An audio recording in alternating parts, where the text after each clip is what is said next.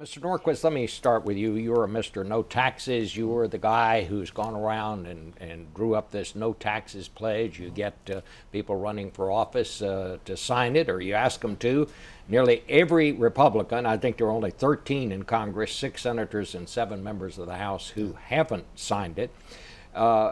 There's no question that Congress this time around, whoever is elected president, the debate in Washington is going to be all about taxes. And I have to say, recently, some members on the Republican side, Lindsey Graham, Senator Graham of South Carolina for one, says that this no tax pledge is just becoming too stringent, and that it gives them no leeway to reform the tax codes, even to eliminate deductions.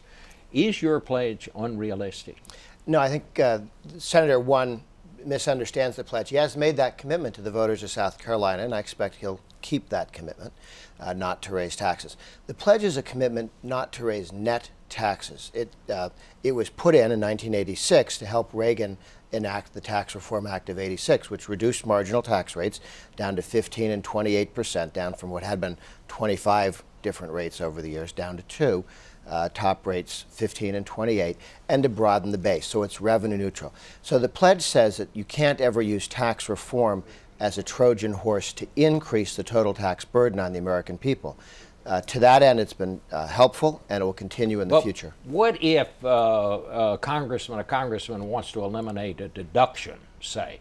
Is Sure. that considered a tax increase in your way of thinking? Well, as long as you also reduce taxes at the same time. There's legislation Congressman Pompeo of Kansas put forward to get rid of all the tax credits and deductions for the energy industry and to reduce marginal tax rates the same amount. So all of the questionable tax credits for solar and wind and for other kinds of energy, get rid of those, reduce marginal tax rates, revenue neutral. It protects tax reform, it stops tax increases, and people who want to raise taxes and spend more money or raise taxes to pay for Obama's increased level of spending at the national level, the pledge says no to that.